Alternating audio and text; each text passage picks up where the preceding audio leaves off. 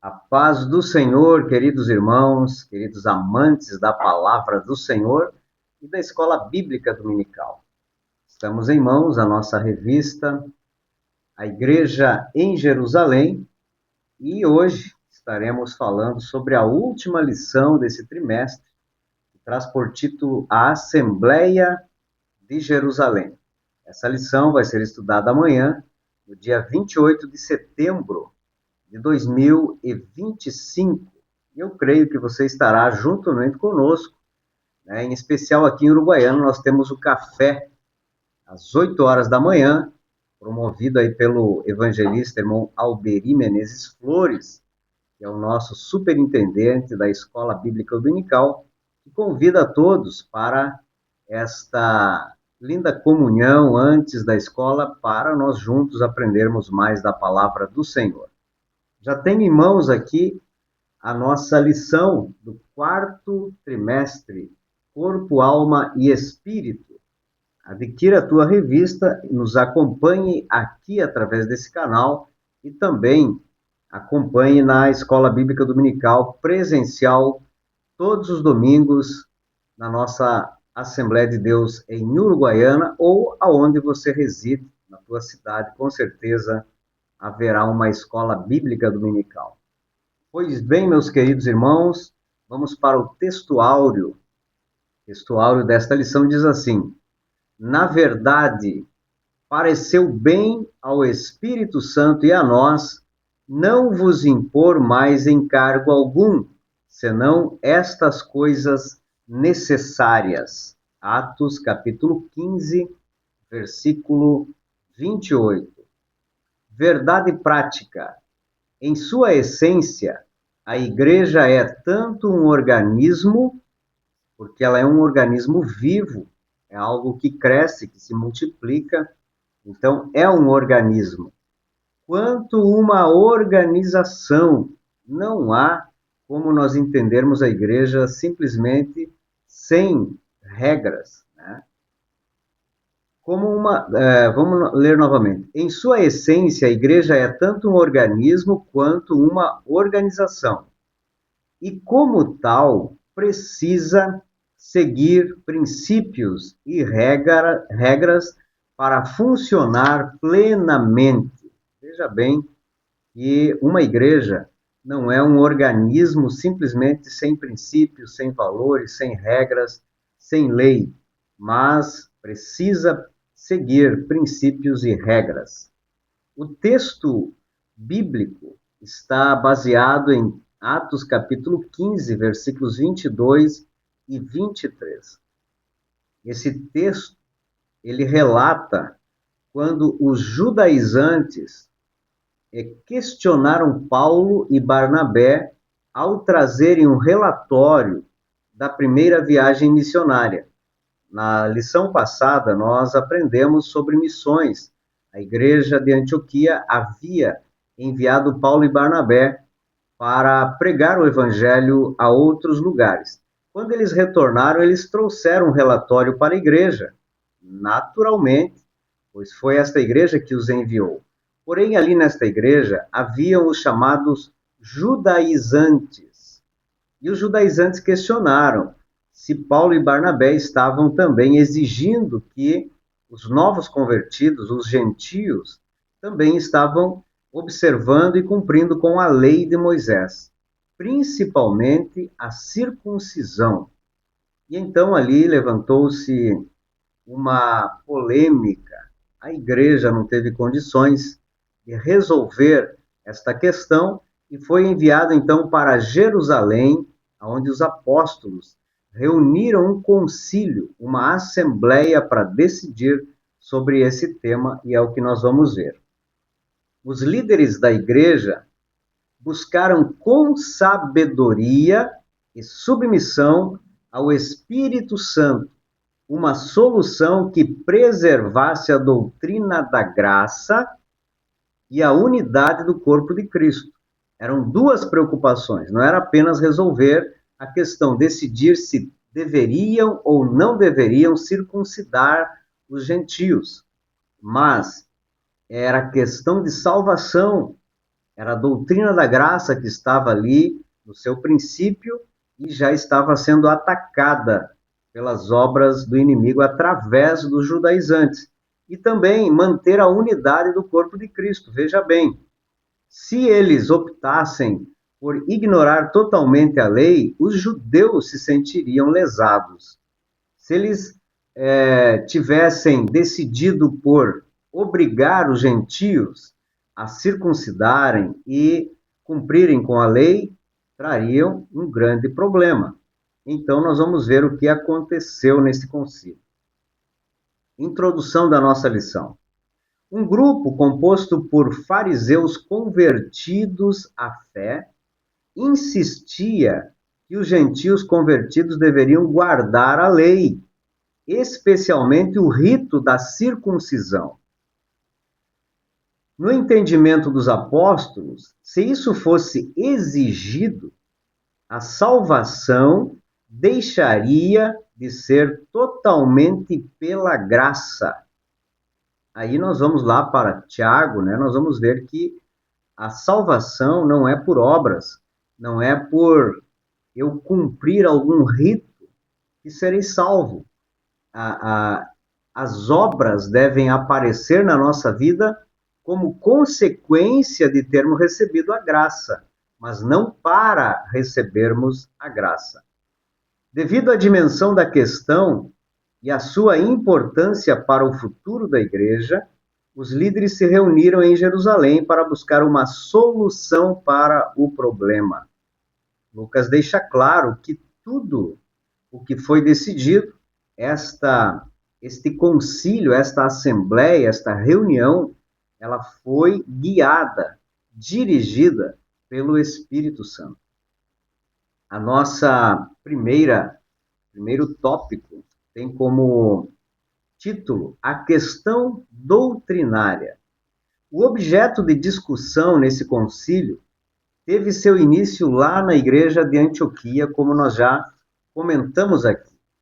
O relatório que Paulo e Barnabé trouxeram deixa implícito que a salvação dos gentios ocorreu inteiramente pela graça de Deus, e não poderia ser diferente. Como que os missionários Paulo e Barnabé chegariam em uma comunidade, como chegaram em várias comunidades, conforme relata Lucas em Atos dos Apóstolos, e dissessem, olha, nós vamos aqui trazer uma nova, as boas novas, o evangelho da salvação em Cristo Jesus, pregar em Cristo e exigirem que esse povo fosse circuncidado, que cumprisse toda a lei de Moisés, que tantos ritos e dogmas, regras e princípios eram a lei de Moisés. No mínimo, eles não seriam aceitos. Até se eles tivessem exigido isso, são 613 leis que esse povo deveria aceitar. Então, em vez de pregar a palavra de Deus, eles teriam muito tempo a ensinar sobre a lei de Moisés, o que deveria fazer, o que não deveria fazer e assim por diante. Então, Paulo e Silas trouxeram este relatório e isso não foi aceito pelos judaizantes. A graça é o bem imerecido, aquilo que eu e você não merecemos, mas que Deus, através da morte vicária de Jesus Cristo na cruz do Calvário, nos proporcionou e através da nossa decisão em aceitar o Evangelho de Jesus e tê-lo como Salvador e Senhor das nossas vidas, demonstra a graça de Deus para nós. E não há necessidade de nós nos circuncidar ou seguir alguma regra judaica para alcançarmos a graça. Ela é inteiramente gratuita, mas custou tudo para Jesus. Custou o seu sangue vertido na cruz do Calvário, a sua morte de cruz e depois, consequentemente, a sua ressurreição. A salvação é um dom de Deus concedido inteiramente pela sua graça. Inteiramente pela sua graça. Não há adendos, não há acréscimos. É simplesmente pela graça de Deus. Foi um problema novo. Ainda não havia tido na igreja uma polêmica desta proporção. Foi necessário uma reunião com os apóstolos, com aqueles que estavam evangelizando, servindo de missionários, como Paulo, para trazer experiências e assim decidirem sobre o problema. Então, o confronto entre esse grupo judaizante e os missionários Paulo e Barnabé levou a esta reunião. A questão tomou grandes proporções, correndo o risco até mesmo de dividir a igreja em Antioquia. Se os apóstolos não tivessem buscado a orientação do Espírito Santo, com certeza a igreja estaria dividida naquele lugar. E como nós vimos na lição passada, foi lá que iniciou o trabalho de missionários que saíram de Jerusalém e levaram o evangelho aos gentios. Considerou, então, a igreja de Antioquia considerou adequado remeter a questão para Jerusalém. A liderança da igreja de Antioquia não se achou no direito, muito menos no dever de resolver aquele problema, a não ser enviar o problema a Jerusalém, aos apóstolos, lá onde estava a igreja mãe. A igreja primitiva havia nascido lá em Jerusalém, para que esse problema fosse resolvido. A sinopse do tópico 1 diz assim: a exigência da circuncisão aos gentios gerou um sério questionamento sobre a natureza da salvação em Cristo Jesus. Foi resolvido. Segundo tópico, o debate doutrinário. Esta questão que nós estamos falando, chegou a Jerusalém para ser tratada. Os judaizantes deixaram claro que a igreja deveria circuncidar os gentios, esta era a visão deles, para que eles guardassem a lei de Moisés. Pedro é o primeiro a ver a gravidade da questão e percebe que ela não pode ser tratada de forma subjetiva, tem que ser direta. A questão deveria ser tratada com objetividade. E Pedro, então, trouxe o testemunho da experiência que teve na casa de Cornélio, que também estudamos em lições passadas, aonde mesmo não circuncidados, Cornélio e sua casa receberam o Espírito Santo em suas vidas. Então, aqui nós vemos que não há uma necessidade. E é bom que nós esclareçamos que judaizantes é um termo muito bem escolhido na teologia, e inclusive bíblica, né? Que esses homens, eles queriam judaizar o evangelho de Jesus Cristo. Eles queriam ter Jesus Cristo, mas não queriam deixar de lado, deixar para trás as regras da lei de Moisés. Então, Pedro, em Atos 15, verso 8, diz assim: e Deus, que conhece os corações, lhes deu testemunho, dando-lhes o Espírito Santo, assim como também a nós. A experiência de Pedro trouxe este argumento que o Espírito também chegou à casa de Cornélio, assim como também havia chegado a eles no Pentecostes, né? Deus não daria o Espírito Santo se faltasse algo importante para Cornélio, para os gentios, para a igreja de Antioquia. Isso é claro. Deus não habita em coração que não se entrega totalmente a Ele, que não aceita a sua graça.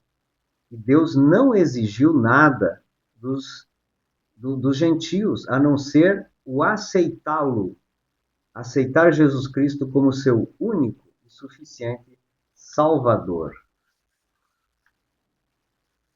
Da mesma forma, Paulo deixou claro que o recebimento do Espírito Santo era um fato observável e que todos, portanto, tinham consciência de que o haviam recebido. Gálatas 3 e 5. Essa polêmica também aconteceu juntamente, ou seja, entre Paulo e os Gálatas. Se nós lermos a carta de Paulo aos Gálatas, ele está ali defendendo a salvação pela graça e combatendo os judaizantes. É o mesmo problema que posteriormente aconteceu. Então, tanto Pedro quanto Paulo defendem a tese de que a falta de ritos judaicos não impediram os gentios de receberem o Espírito Santo. Para eles, já havia a separação entre judaísmo e cristianismo, judeus e igreja.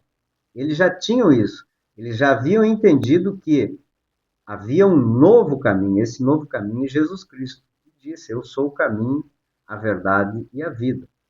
Então, Paulo e Pedro, eles tinham experiência entre os gentios e puderam ter uma contribuição que com certeza fez a diferença neste concílio. Por outro lado, Tiago, o irmão de Jesus, recorre às profecias para fundamentar sua defesa da aceitação dos gentios na igreja. Para ele, a inclusão dos gentios na igreja estava predita nos profetas, e com isto concordaram as palavras dos profetas, Atos 15, 15. A aceitação dos gentios na igreja não era uma inovação sem respaldo nas escrituras. Tiago deixou muito claro isso, dizendo que não poderia ser dispensado, ou dispersado, ou ignorado os gentios. Eles faziam parte da igreja, como a Bíblia já, através dos profetas, já falava. Esse era um favor divino, fruto de sua graça, e que nada mais precisava ser acrescentado. Era simplesmente a graça, a aceitação do Evangelho de Jesus Cristo. Sinopse 2. Os apóstolos usaram experiências espirituais e fundamentos proféticos para afirmar a aceitação dos gentios por Deus.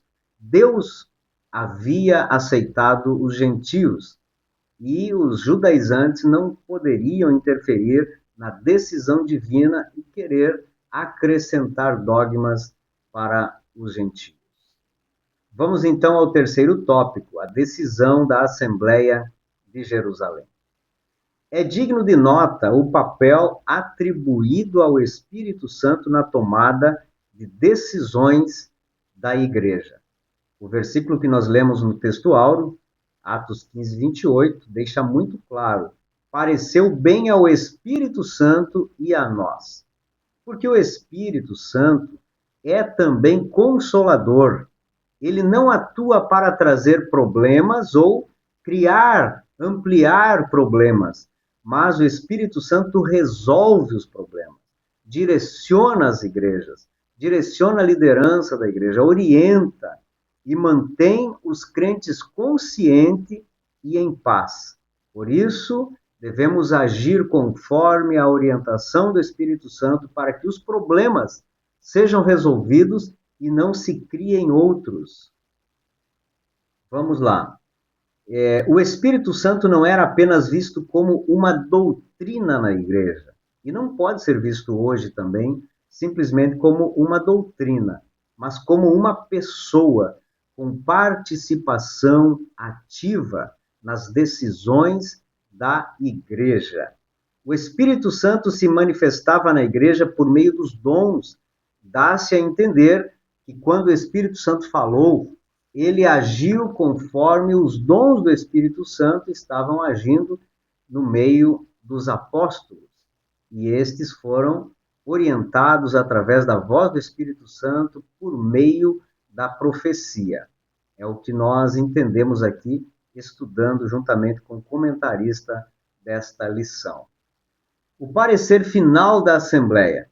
Depois dos intensos debates, com certeza, esses debates entre os apóstolos, entre a liderança da igreja, trazendo seus argumentos contra, outros a favor, até chegarem a um consenso, ele foi intenso e extenso.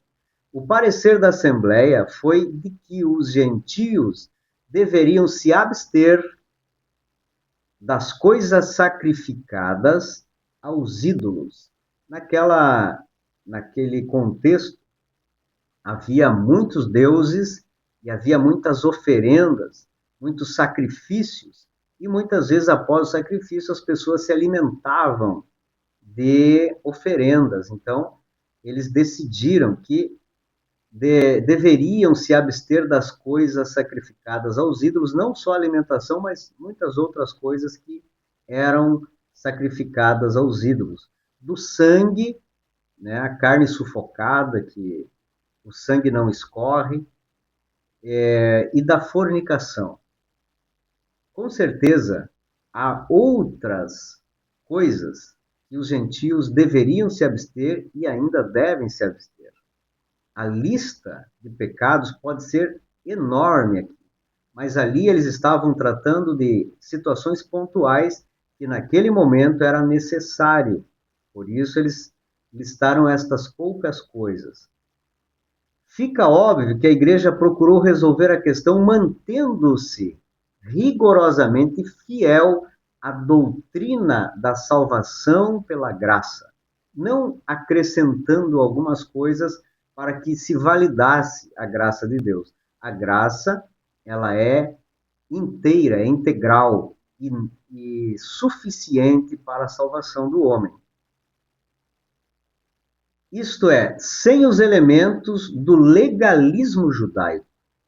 Os judaizantes eram legalistas, eles queriam impor as suas leis, as suas regras aos gentios. O legalismo deveria ser rejeitado. Os crentes judeus, não. O legalismo deveria ser rejeitado. Os crentes judeus, não. Aqui estava uma decisão muito sábia que deveria ser tomada para que os cristãos que vinham do judaísmo não fossem rejeitados pela igreja.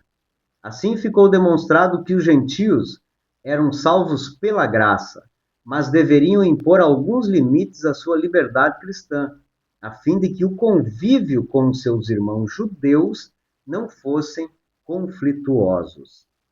Se eles tivessem sido radicais e simplesmente ignorassem a ideia judaizante, eles com certeza estariam criando aqui uma divisão entre a igreja, ou um conflito eterno entre judeus convertidos e gentios, né? Então, a sinopse desse terceiro tópico diz assim: guiada pelo Espírito Santo, a igreja decidiu preservar a graça e promover a comunhão entre judeus e gentios convertidos. Que maravilha! Se não fosse o Espírito Santo, será que os homens teriam chegado a essa conclusão? Talvez sim, mas quando o Espírito Santo orienta, a igreja é convencida e aceita com muito mais facilidade, e a obra do Senhor continua, o reino de Deus ganha, e a igreja marcha triunfante. Conclusão desta lição: a igreja sempre será desafiada a enfrentar os problemas que surgem em seu meio. No capítulo 6 de Atos, vimos como ela resolveu um conflito de natureza social provocada por reclamações de crentes helenistas, os hebreus de fala grega. Aqui o problema foi de natureza doutrinária, uma questão melindrosa que requeria muita habilidade por parte da liderança para ser resolvida. Graças ao parecer de uma liderança sábia e orientada pelo Espírito Santo, a igreja tomou a decisão certa. A unidade da igreja foi preservada e Deus foi glorificado. Que maravilha! Esta lição encerra, então, o terceiro trimestre da nossa revista da Escola Bíblica Dominical, nos trazendo uma lição que devemos aceitar o auxílio do Espírito Santo e precisamos manter a paz mas sem deixar que as doutrinas bíblicas sejam afetadas por decisões ou opiniões humanas. Deus abençoe você.